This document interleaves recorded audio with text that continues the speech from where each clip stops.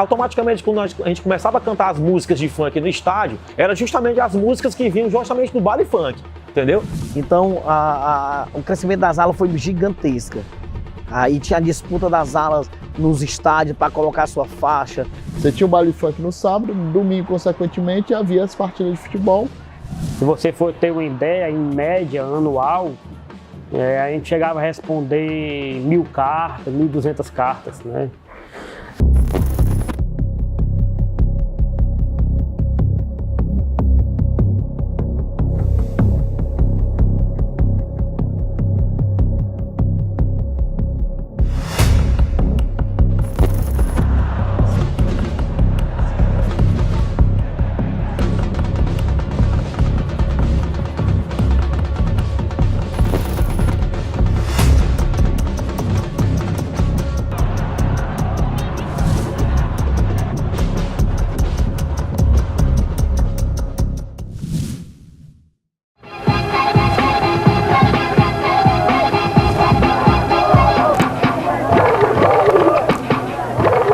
O baile funk, né, na década de 90 foi o auge, o tempo das turmas de circuito, Agito Jovem, né, Arroz com Fumo, tinha várias equipes de baile funk aqui, né.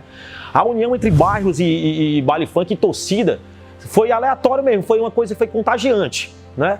Porque automaticamente quando a gente começava a cantar as músicas de funk no estádio, eram justamente as músicas que vinham justamente do baile funk, entendeu? A gente puxava, mudava algumas letras e tacava dela nas arquibancadas, entendeu?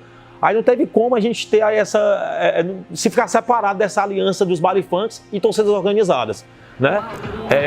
E os membros das torcidas organizadas que iam para o estádio eram os membros também que a maioria, né, dela, vamos estar aqui 70%, eu acho, posso estar errado, mas iam também para os baile funks, se destacavam de sábado à noite para o seu baile, para a sua festa, e no domingo já estavam no estádio se encontrando, entendeu? Essa transparência entre baile funk e estádio foi uma soma na década de 90 que somou bastante no crescimento das organizadas, na minha opinião, porque o funk entrou junto com as torcidas nesse tempo, entendeu? Em termos de gritos de guerra. Baile funk, eu entrei na década de 96, 97, a época do frevo mesmo do baile funk, onde existiam os corredores e onde estava lá todos os bairros lá dentro, o famoso lado B, que era onde fazia parte a turma toda a galera da Ceará Amor, né? Lembrando que depois disso, que acabou os baile funks, tinha muitos bairros que era lado A, lado C, que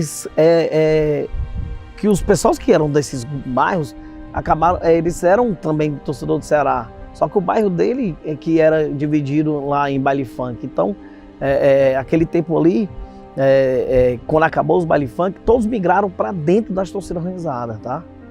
E as alas saem para diversão fora o contexto do futebol, que era os baile funk. Aí elas começam também a se destacar, né? A presença da Ceará Amor nos bailes está relacionado a determinadas alas, né, que frequentavam os baile funk aos sábados, né, ao final de semana. Você tinha o baile funk no sábado, no domingo, consequentemente, havia as partidas de futebol, onde você acabava que na arquibancada fazendo esse comentário de como tinha sido o baile. Então, as alas nos anos 90, que depois vai dar origem, né, no decorrer dos anos 2000 aos comandos, né, até por conta também interessante, né, acaba que nos anos 2000 muda-se, né, a característica, né, da camisa, a padrão de arquibancada passa a ser preta, né, e consequentemente você também tem essa mudança também referente à troca, né, de ala a comandos. Eu agradeço até de coração a diretoria da Ceará Amor ter deixado continuarmos com o nome Ala Funk, por ser a pioneira, né? E foi muito importante a fundação dela, porque foi criada assim de uma brincadeira, né? Começamos a cantar músicas de funk, que foi no auge do baile funk, né? Nessa época de 93, 94, foi no auge dos baile funks aqui em Fortaleza, né? E a gente compartilhava, ia para os baile funks, entendeu? Aí tínhamos uma rádio do Cláudio Raulino, na Assunção, né? E o meu amigo Douglas fazia parte dessa rádio, ajudava o Cláudio lá. E muitas ligações pedindo para tocar funk, né, nessa rádio. Só que não tinha como tocar, porque era uma rádio do Ceará, entendeu? Aí o Cláudio Raulino pegou, por brincadeira, mandou um abraço. Rapaz, vou mandar um abraço aqui para aquela turma que fica pulando ali no meio da Ceará Boa, a Ala Funk. Aí pegou. Aí daí surgiu o nome mesmo real de Ala Funk, entendeu? Aí por isso até hoje a pioneira é conhecida como Ala Funk. Surgem ali nos anos 90. Aí você tem, né, cada bairro da cidade se autodenominando com o seu território com essa questão da ala, né? Questão da ala funk, ala jovem, ala delta por conta da sede, né, lá no Shopping Delta, ala ideal, ala anjo, ala oeste, ala rebelde, né, no qual fiz parte também da ala rebelde. E são momentos, né, que os componentes percebiam que era importante você sair do seu bairro junto, né, porque, vamos supor, eu lembro que quando eu entrei na Ceramor, especificamente eu não ia para o estádio junto, né, com outros componentes da torcida. Ia, cada qual saía da sua casa, se encontrava no estádio. Com o surgimento das alas, isso daí facilita para que os componentes pudessem sair de um determinado local, né, e chegar no estádio, todo mundo junto. Quando eles migraram, já existiam as alas, tal. Ala Funk, eu acho que é a pioneira, foi a primeira. Teve também a nossa ala ideal, ala rebelde, que o Reis também faz parte da nossa diretoria, ala Anjo, antiga também, ala Fiel do QC, ala Fiel ala Fiel, que é lá do Jardim Guanabara, ala Funk, diversas alas, tá? Então, o crescimento das alas foi gigantesca. Aí tinha a disputa das alas nos estádios para colocar a sua faixa. Tipo assim, as alas foi boa naquele período, pois incentivava muito o líder da sua ala e seus componentes a estarem presentes nas arquibancadas, pois ele queria mostrar a sua faixa passando nos jornais, na TV, nos recortes de jornais, que eu ficava com aquela disputa, principalmente eu, o Reis e Rafael também, que era da Ala Anjo no tempo. Jogo do Ceará hoje, no outro dia a gente já procurava notícias dos jornais, se pegou algum pedaço de alguma faixa, pegou a faixa aqui, a gente começava, recortar e guardar. Então, as alas ali deu um up grande mesmo na torcida, tá? Uma das coisas que aconteceu, o surgimento da Ala Funk, ele foi meio que assim, inesperado. Não era algo projetado por nós. Mas, nesse tempo, a capital do Ceará, ela era conhecida como a segunda capital do funk.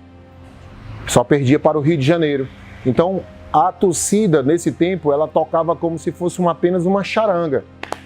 Uma batucada, né? Como se fosse samba. Só que a galera da época, eu, por exemplo, gostava muito de baile funk. E tinha muitos que gostavam de baile funk. E nós começamos a introduzir na torcida a batida do funk. Bum, bum, bum, bum. Aquela batida mais pesada, aquela batida grave. E nós começamos a introduzir isso na torcida. Que hoje ainda tem bairros que continuam usando o nome de ala. Hoje a torcida é dividida por lados, tá? Norte, Sul, Leste, Oeste, Maracanaú, Litoral. Tem um pessoal também, um grupo nosso que é a galera que protege nossos patrimônios, a galera do BDM também, que faz parte do lado B. Tem um bonde feminino também, que não podemos esquecer também. E tem a galera da velha guarda. E tem a galera de fora, né? A OFF, né? Que tem Brasília, tem Rio, tem Sampa, tem Floripa. E interiores também aqui do nosso estado, que também é Horizonte, Calcaia. Tem vários, cara. A torcida cresceu muito. Então a gente quis dividir dessa maneira para diminuir um pouco o contato que a gente não estava tendo com 80, 90, 100 lideranças. Então, com as lideranças dos lados também, se tornou super importante para a gente fazer essas divisões e continua ainda o crescimento maior ainda da nossa torcida.